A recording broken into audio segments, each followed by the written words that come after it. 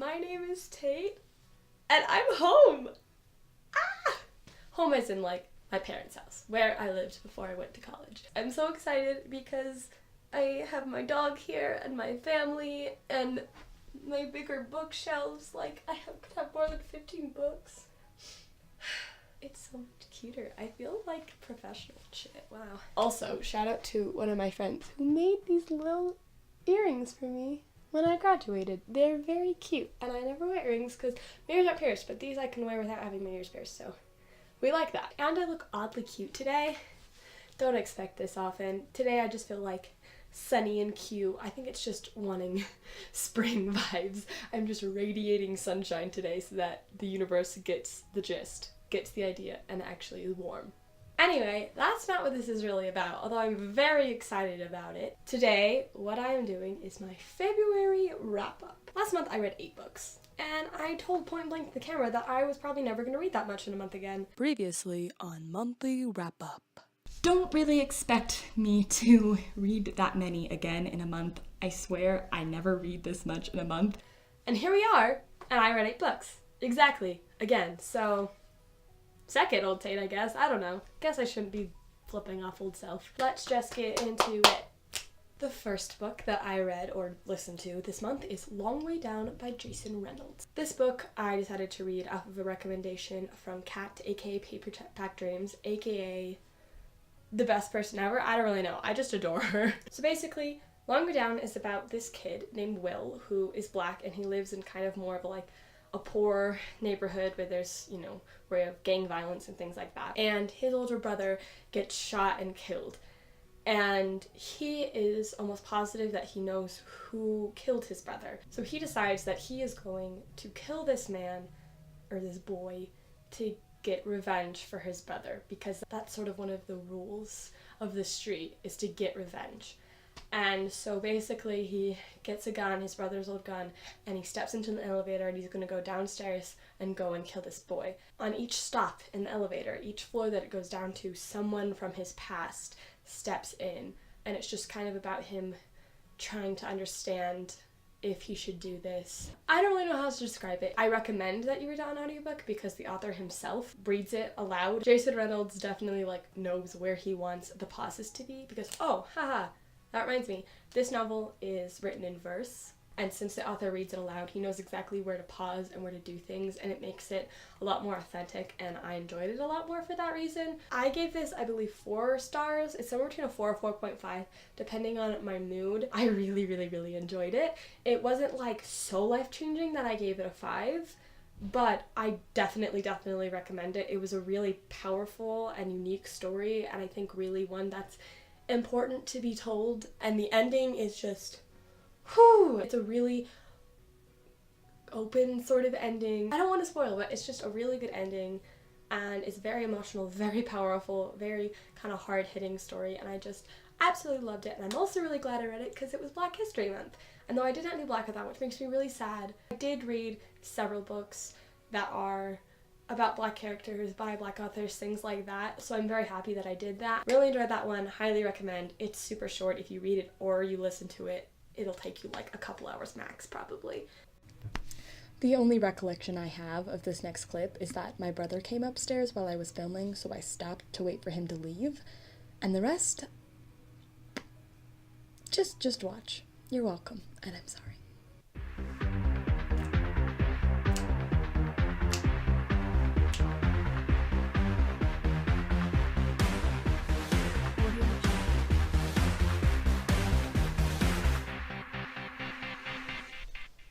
Okay, I think he's gone. Okay. The second book that I read this month was Radio Silence by Alice Oseman. This book I also got from recommendation from Kat, aka Pepperjack. Yeah, Pepperjack Dreams. Kat, aka Paperback Dreams. If you know Kat or watch her channel well, which you should know that this is her favorite book of all time, and so I wanted to go read it. I was very, very scared that I wasn't going to enjoy it because I had extremely high hopes for it, but I read it nonetheless because I figured I'd just go for it, what the hell, just read it. I should probably tell you what it's about. This book, the main character is named Frances, and she is in her senior year of high school, and she's definitely the stereotypical, like, hardcore nerd where she spends all of her time studying, wants to get into, I think it's Oxford she wants to get into, like one of those really, really prestigious schools in London or Britain area, but she can't be like that at school. At school she's just very quiet and doesn't do anything and is nothing but a study bug, and she just feels like she can't be herself at school. But her one thing that is like the biggest thing to her besides school is this podcast that she listens to called University, I get it. And it's this really cool podcast, which, by the way, like, I want this to be a real podcast because it seems like the fucking coolest thing ever. She absolutely adores this podcast. And then this boy that she meets named Aled, she realizes that he is the creator of this podcast because he has kept it completely anonymous. He's never let anyone know his secret identity. No one knows it. And she finds this out. He finds out that Frances has been doing, like, art for University and how much she loves it, and they decide to do this podcast together. And it's just kind of about them making this podcast and dealing with those, you know, all those feelings that you get when you're leaving high school and fear of the future and who you are and what you want to do and the system of school and how it kind of puts us on tracks even if we don't want to do it, and how we feel we have to do things for school or for college or for whatever, and just kind of follows them. And oh my god, I loved it so fucking much. Yeah, obviously, as you can probably tell, I gave this book 5 stars. It is one of my favorite books of all time. Oh, like, this book got me. I think it just dug around in my brain a little bit, and it just scooped me out and put me in a book. If I had read this when I was in senior year of high school, I think I would have cried even more than I did. I did cry multiple times, which puts it on a list of, like, 5 books in recent memory. Like, I don't physically cry at books very much, but this one made me cry. And I think if I had read it as a senior in high school, I would have cried even more because it just perfectly got me. You know, kind of that feeling that you have to be different people and just so much stuff. Ugh, I fucking loved it, okay? And I love Frances and I love Aled. I just want them all to be okay. Another great thing about this book is that the representation that it has is really nice. Also, I think that my lighting is, like, changing a lot. I'm really sorry about that. The sun moves. Sorry. Frances is British Ethiopian, and she, like, actually gets to discuss and talk about some stuff concerning that, about her race and her life as a non-white person, and so that was really awesome. One of the kind of main characters in, like, the main little cast is also Korean, and he gets to talk about that a little bit. And there are a few other characters who are also non-white, and there's also some queer rep.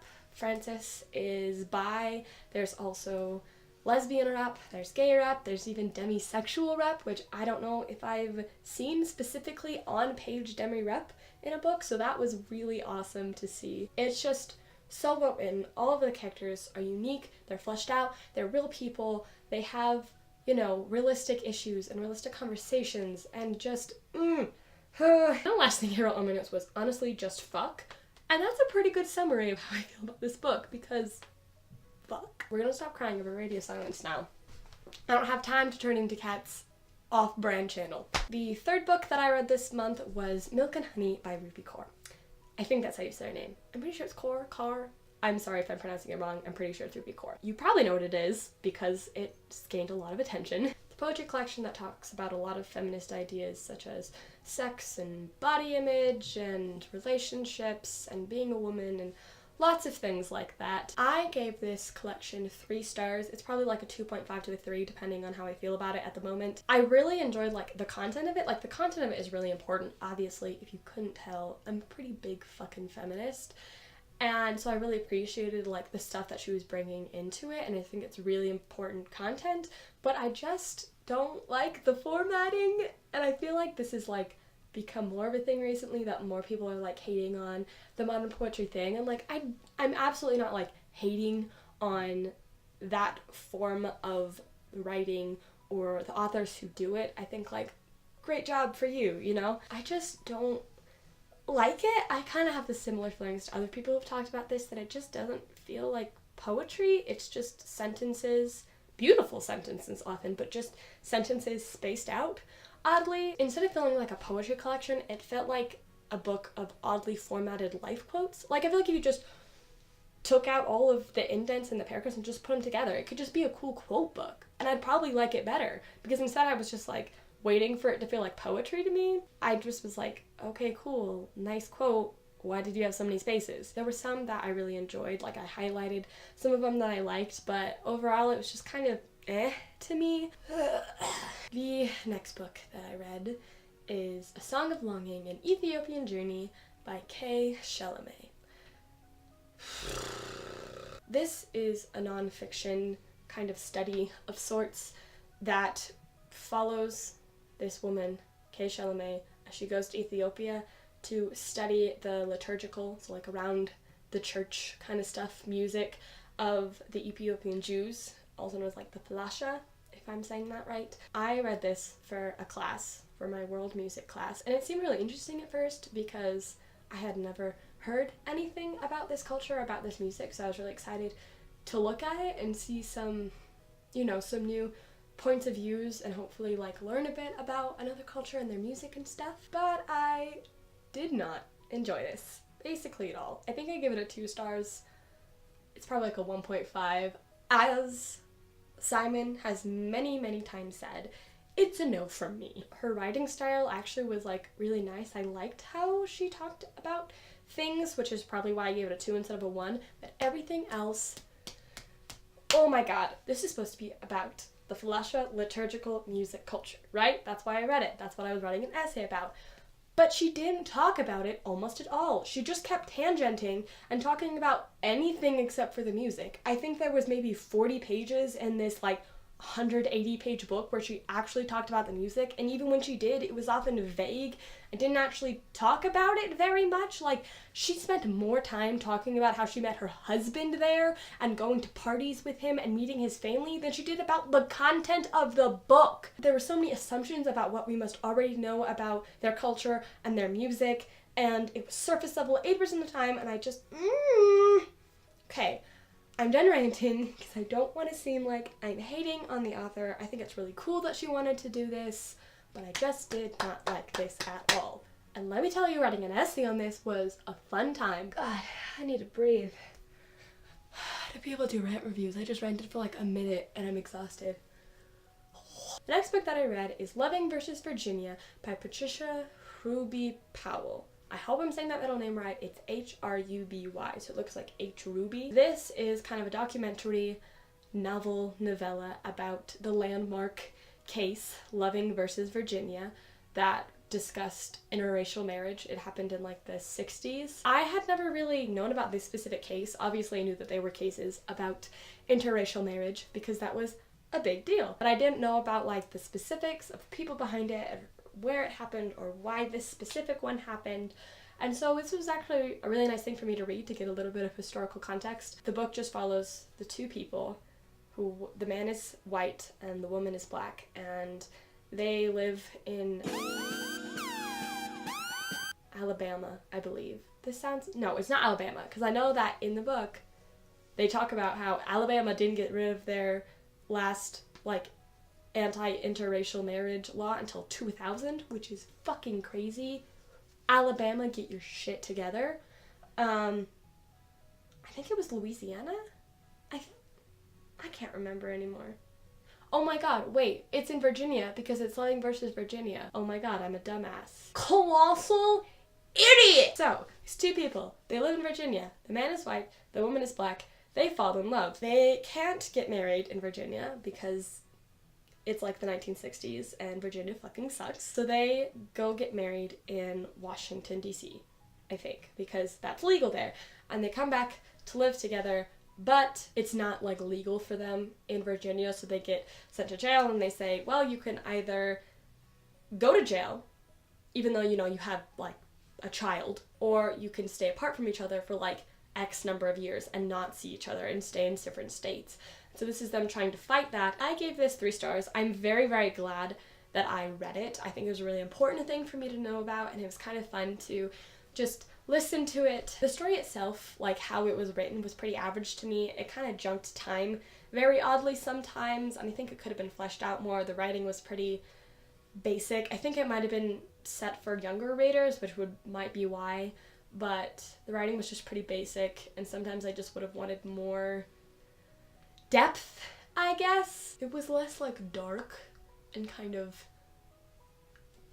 deep and hard-hitting than I thought it would be, considering like the timeline and all the horrible things that happened to Black people and interracial couples in this time especially. But it was pretty just kind of like, oh, this sucks, we can't live together, I just want to live with my wife.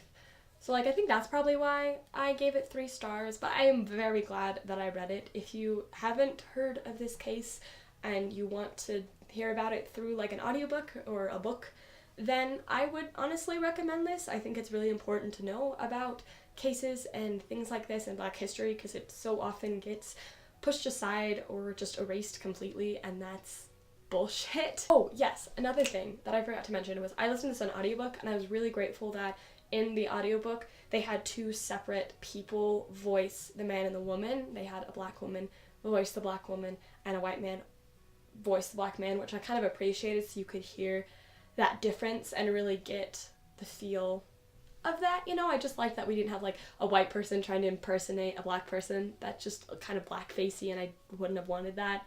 So I'm very glad that we had that. The 6th book that I read is one that I read actually in print, and that is The Hate You Give by Angie Thomas. If you don't know what this is, I don't know where you've been for the past like 2 years, because this has been on the New York Times bestseller list, often in #1 for literally like 2 years, like since it came out. It's been up there for a hot second, and it fucking deserves it. So this book is about Star Carter, who is a Black teen who witnesses a friend of hers, Khalil, get murdered by a white police officer, and she has to deal with the grief of that, has to deal with wondering whether she should speak up about this and if that's safe for her neighborhood, for her community, while also dealing with the struggles of being a Black teen in a pretty damn racist country. She lives in kind of a poor, mostly Black neighborhood, but she attends an almost all-white school, and kind of her dealing with this star versus this star, Willingham Star versus Garden Heights Star, and her dealing with that. And she's also dating a white boy, dealing with issues of interracial dating and all of that kind of stuff. I was so scared I was not going to like it, because it's just so hyped and it's such an important book, and I was like, if I don't like this book, I'm just gonna lay down and cry, because I wanted to like it.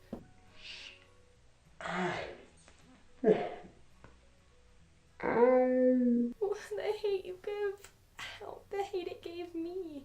Anyway, it's such an important story, and I was so scared that I wasn't going to enjoy it, and I was gonna have to give such an important book like a 3 stars or 2 stars or something like that. But thankfully, that did not happen. I give this book 5 stars. It is another one of my new favorites. Her writing is beautiful. All of her characters are fleshed out, and they have their own ideas, they have their own hopes and their dreams and personalities. Everyone who is in this book needed to be in this book and has a purpose. There's no one in here that doesn't serve an important purpose. The like kind of side plots, apart from, you know, the main one about police brutality and Black Lives Matter, were all well fleshed out, and they didn't bog down the main storyline, but they still all got their fair share. And it's just really good, okay? It just is. Leave me alone. The 7th book that I read was The Sun and Her Flowers by Rupi Kaur. This is Rupi Kaur's 2nd poetry collection book. Very similar stuff to the first one. This I also gave 3 stars, 2.5 stars. I have basically the same thoughts about it as Milk and Honey, so I don't really feel like I should talk much about it. I think some people would probably really enjoy this and really enjoy what she talks about. It's just not for me. The last book that I read is the other one that I read in print, and that is What the Moon Saw by Laura Risa. So, a little background about this book, because a lot of you probably don't know this book at all, but this has some kind of like sentimental background for me. So, the author, Laura Risa, she lives in my hometown, and I have met her multiple times. I've interviewed her once or twice. She was the first author that I ever interviewed. She was one of the first authors that I ever like met in person, and she's just like a really cool woman. I really like her as a person, and so I have several of her books. And even when I met her for the first time and I interviewed her for another book, The Lightning Queen, she gave me this book and she even signed it. I don't know if you can say it, so it says Tate, Light Up the Sky, EXO, Laura Risa. So I just really wanted to read this because I've had this book for like 2 or 3 years. This follows a Mexican-American girl named Clara who has lived in America her whole life, but her dad used to live in Mexico in a very small, kind of secluded village near Oaxaca. And she gets a letter from her grandparents asking if she would like to stay with them in their village for the summer to get to know her and so that she can finally meet her grandparents because she's never ever met them. So she accepts and goes and lives there, and it's just kind of about her learning about her family's culture and kind of discovering new things about herself, who she wants to be, and about her family. Half this book follows Clara with that, and half of it goes back in time and follows her grandmother when she was young, kind of her journey to understand herself better similarly and learn how to heal and things like that. And this book also has a bit of magical realism in it. So maybe seem like kind of an odd comparison, but this kind of felt to me like a middle grade, less dark version of The Beautiful Stars and Ava and Lavender. That might sound like an odd thing, and they are in some ways very different, but I just felt a lot of similarities with them, with some elements of magical realism, and that it's about people kind of like cross-generational and then like finding their place. And I don't know, the whole time I was reading it, I just felt like this is just like if we took Ava Lavender and we took out a lot more of like kind of like the dark creepy things, mostly the dinosaurs because and just kind of put it into a middle grade book about a Mexican American girl. So if you liked Ava Lavender, I think you would like this one, especially if you also like middle grade. I gave this 4 stars. It has very beautiful writing. She has very lyrical, pretty writing. A lot of my highlights in this book were just of really pretty similes and metaphors and lines that she would have, which is also something that it has in common with Ava Lavender. That is very beautiful writing, and I really liked the insight into the culture, and I loved all the stuff with magical realism. I liked the back and forth between Clara's perspective and the grandmother's perspective. I thought that it was well done. I was invested in both of the stories, and I was invested in all of the characters. Sometimes the writing was a little bit simplistic, or like how she handled things, but it didn't really distract from the story. It just didn't make it quite as wonderful. Part of the plot was that Clara is wanting to find the spirit waterfall that her grandmother says that everyone hears but no one has ever seen, and it's a pretty important part of the book, especially towards the end, but in my opinion they didn't really talk about it enough. It kind of just would like pop in every once in a while, and I felt like we should have seen it more often. It just kind of poked its head out and said, hi, there's a waterfall, remember that? I want to find it. And then like 40 pages would be like, there's a waterfall, and then 50 pages would be like, there's a waterfall, and then we were like, a waterfall, like, and I just felt like we should have spent a little bit more time on that. But overall I did really enjoy it. It probably is like a 3.754, but I really did enjoy it. I'm happy that I read it, and I'm really glad that I still like this author and that I still think that she's a good author. I think she is very underrated. Okay, so that is it for my favorite wrap-up. That is all the books that I read this month. If you've read any of these books, let me know if you liked them or not. I always like hearing stuff about that. Also, if you want, you can let me know some of your favorite books that you read in February, especially if there's something from like Blackathon, because I know that I really want to try to read more books about Black stories and by Black authors this year, because I have not read nearly enough and I want to get more into that. So if you have any recommendations for that kind of stuff, let me know. And also if you have any other recommendations for like Latinx rep or Asian rep, just like any non-white rep, I really want to read more of that. You can also, if you want, ask me about anything with my bookshelf and I can try to answer some things. I hope that you enjoyed this. I'm very happy to be home and to be able to record in a really pretty area. Also expect probably lots of videos coming up soon because I have all this week as spring break where my family is gone most of the day and I have lots of ideas and I have a big bookshelf that I can do more things with if I want, like challenges maybe, and I'm probably gonna do a booktube newbie tag very soon because everyone does that. I will also be here over the summer, so like don't panic and think that I'll never be able to see these bookshelves again. Thanks for watching, see you next time, bye bye!